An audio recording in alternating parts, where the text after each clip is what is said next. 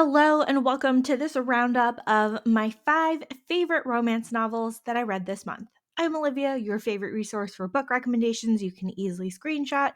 You're watching Random Olive Reads. First up is Always Remember by Mary Balog, which is book 3 of the Ravenswood series. Ben Ellis is the illegitimate son of an earl who was raised in the earl's family home after the death of his mother. While Ben has always been embraced as part of the family, he's had this sense of otherness about him. After a huge family scandal, he went with his younger brother Devlin to war, where he met and married the woman carrying his child. After she died of illness, he comes home as a single father to a young girl. Now that Ben has settled into his own seaside home, he's considering getting remarried, but he's indecisive about which woman in the village to court. He's hoping that a visit to his family home for the summer will help him clarify things and make a decision.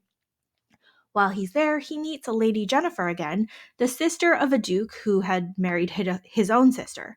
Jennifer is disabled after a childhood illness and gives off a cheery disposition. However, a chance conversation between Ben and Jennifer has both of them spilling their secrets to a near stranger and becoming friends because of it. This book is a delightful, slow build of friendship, trust, and love, despite their differences in social station. We get to see Ben be a doting father to his child and see that child grow attached to Jennifer as well. If you're a fan of quiet, slow burn romances, this one is another great book from Mary Balog. If the Duke Dares by Darcy Burke is book 1 of the Rogue Rule series. Persephone is being forced into an arranged marriage that she does not want after her sister is ruined by a rogue. Persephone runs away from her parents on the journey to meet the prospective groom, and she actually ends up meeting him by accident while she's busy pretending to be a widow at an inn. But he does not know who she is. At some point, though, our Duke Acton realizes that his supposed bride is out on the road alone, so he goes back to find her and protect her. While they both agree that they are not interested in getting married, they start a slow and tentative friendship. Persephone learns that Acton is not as terrible as his reputation shows, and Acton learns that he should learn to treat women better. We get more of Acton's backstory regarding his relationship with his estranged mother and sisters, which is really interesting to learn. I like seeing how these two start to trust each other and then to enjoy each other's company. This one is definitely a slow burn romance with Acton showing lots of character growth. That Time I Got Drunk and Saved a Demon by Kimberly Lemming is book 1 of the Mead Mishap series. This book was the funniest thing I've read so far this year, and it's only January, but still, it's an absolute delight. Cinnamon is a spice farmer leading a simple life in her quiet country village. Stumbling home drunk one night, she somehow saves a demon and frees him from a spell. Now, the dark and handsome demon Fallon needs her help in a mission to destroy a fake goddess who has imprisoned all the demons. Cinnamon is extremely hesitant for any sort of quest or adventure since her sister was snatched by a water monster many years ago. But he threatens to harm her family, so off she goes. Cinnamon and Fallon spend a whole lot of time together and, of course, grow closer as they spend their dangerous journey together. Along the way, they pick up more allies to join the fight against the fake goddess, and this book was chaos and adventure and flirty fun the whole way through. Some Like It Scandalous by Maya Rodell is book 2 of the Gilded Age Girls Club series. Daisy and Theo are lifelong enemies after he creates a cruel nickname for her as young teenagers.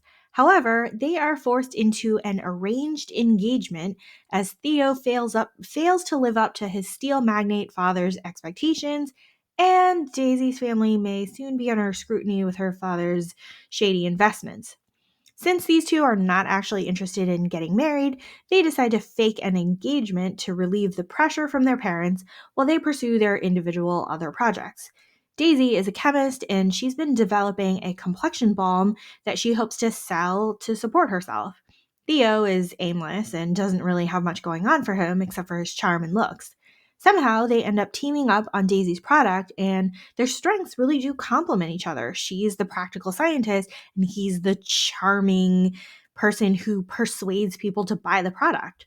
Plus, as they spend more time together, they actually start to get to know each other and become friends and maybe more. This one was another slow burn romance with Theo being the one to prove his worth and give his full support to Daisy's invention.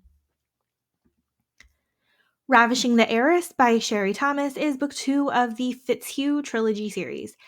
Millie and Fitz have been platonically married for 8 years, and they're about to embark on their agreement to try to have children. Except that Fitz is distracted and excited by the fact that his first love is recently widowed and on her way back to England. This book is told over 2 timelines, showing the progress through Millie and Fitz's 8-year marriage and showing their present-day friendship. Long ago, Fitz had inherited an impoverished earldom, necessitating his marriage to a wealthy heiress, even though he had hopes of marrying some other woman. Millie, of course, has been in love with Fitz since first sight, but she has been quiet about it. She's not given him any clues about her feelings and really maintained a quiet dignity and strength while he's just out there being heartbroken. Over the years, we get to see Fitz become a strong and steady presence in Millie's life and ever so slowly becoming her closest friend. Now, we're sensing a theme with my January favorites here. This book is another one with the slowest of slow burns and also tons of angst and heartbreak in all the best ways. Thank you so much for watching this video. Hopefully you found a book or two to add to your TBR. Links to all of these books are in the description box. Like and subscribe to get updates, and you can follow me on Instagram at randomolive.